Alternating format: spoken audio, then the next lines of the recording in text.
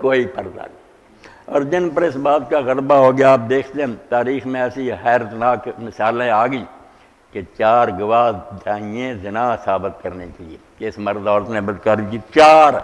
قتل کے لیے بھی حالانکہ 2 ہی ہیں، زنا بدنامی ہو جانی ہے، عورت زندہ مر جائے گی، کسی کی بیٹی تباہ ہو جائے گی، فرمایا یا 4 گواہ لاؤ کہ ان کو ختم کر دیا جائے، یا نہیں تو پردہ رہنے دو، نہ ذلیل و رسوا کرو۔ اور 4 بھی جنہوں نے ایک ہی وقت دیکھا، ایسا کیس کوئی بھی نہیں ثابت ہوا، نہ ہو سکتا۔ مگر حضرت ماعز رضی اللہ عنہ سے جب یہ گناہ ہو گیا، کوئی رپٹ درج نہیں ہوئی، کوئی پولیس نے ان کے خلاف کوئی کارروائی نہیں کی، خود حضور کے پاس آئے، یہ سمجھ آ گئی کہ اللہ دیکھ رہا، اور آ کر کے اللہ کے رسول میں برباد ہو گیا، مجھے پاک کرو۔ اللہ کے رسول نے حالانکہ ترس کھا کر فرمایا، پوچھا بھی نہیں کیا ہوا، کیا جا اللہ سے معافی مانگ، منہ پھیر لیا، وہ دوسری طرف آ گیا، پھر یہی بات، 4 طرف آپ نے منہ پھیرا اور کہتے رہ گیا اللہ سے معافی مانگ، نہیں ہٹا۔ 4 اقرار جب پورے ہو گئے تو آپ نے فرمایا منہ سونگو، بے ہوش تو نہیں ہے، کوئی شراب تو نہیں پی؟ لوگوں نے کہا نہیں، ٹھیک ہے۔ محلے کے لوگوں سے پوچھا کہ اس کی عقل میں کوئی فطور تو نہیں، سزا کتنی سخت ہے کہ یہ پتھروں سے اڑا دیا جائے گا؟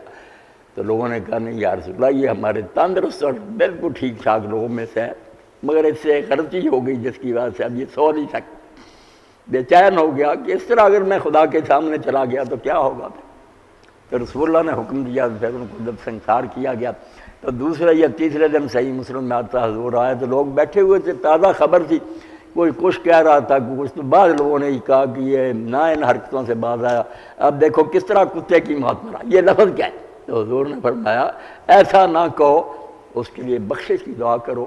ماعز ایسی توبہ کر کے مرا کہ اگر سارے مدینے پر وہ تقسیم کر دی جائے تو سب بڑے بڑے مجرم جو ہیں اور بخشے جائیں۔ کس بات کا نتیجہ تھا؟ اور اس کے بعد غامدیہ آئی، بی بی حاملہ تھی، اس نے بھی ابھی حضرت ماعز کا قصہ تازہ تھا، حضور سے آ کر یہی بات اپنی سنائی، آپ نے اس کو بھی کہا کہ جا توبہ کر، معافی مانگ۔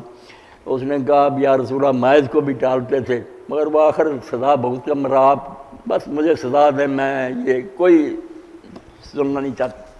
تو حضور نے فرمایا کہ تیرے پیٹ میں بچہ ہے، اس کو مارنے کا ہمیں حق نہیں، جب یہ پیدا ہو جائے گا پھر آنا۔ کسی جیل میں بند نہیں کیا، کوئی ضامن نہیں لیا اس کا، نہ آتی، کسی نے پیچھا نہیں کرنا تھا، پھر آئی، بچہ گود میں تھا کہ اللہ کے رسول بھی پیدا ہو گیا، اس کو اب کسی کے حوالہ کریں، مجھے پاک کریں۔ تو پھر حضور نے فرمایا کہ نہیں، دودھ اس کو پلا، جب یہ دودھ چھوڑے گا پھر آنا، پھر سزا دیں گے۔ تو حیرانی کی بات ہے کہ اس نے بہت جلدی اس کو کھانے پر لگایا،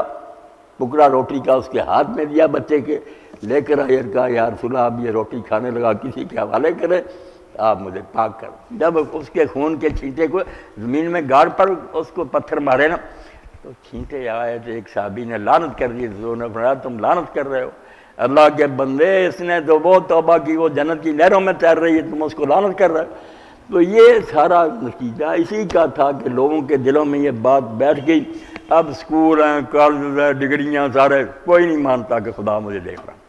دن رات کرپشن میں دلیر ہو رہے ہیں، اور اس کو بہادری سمجھتے، ہمارے جرم پر ہمیں کوئی پکڑ نہیں سکتا۔ دین یہ کرتا کہ نہیں، 2 عقیدے پیدا کرو، ایک طرف اللہ کا علم محیط ذہنوں میں بٹھاؤ کہ اللہ کے علم سے کوئی چیز چھپ نہیں سکتی، اور دوسرا اللہ تعالیٰ کی عدالت پر یقین ان کے دلوں میں جماؤ کہ وقت آنے والا ہے جب تو اللہ کے پیش ہو گئے، نہ دوستی کام آئے گی، نہ نیکیاں مول ملیں گی، نہ کوئی سفارشی آئے گا۔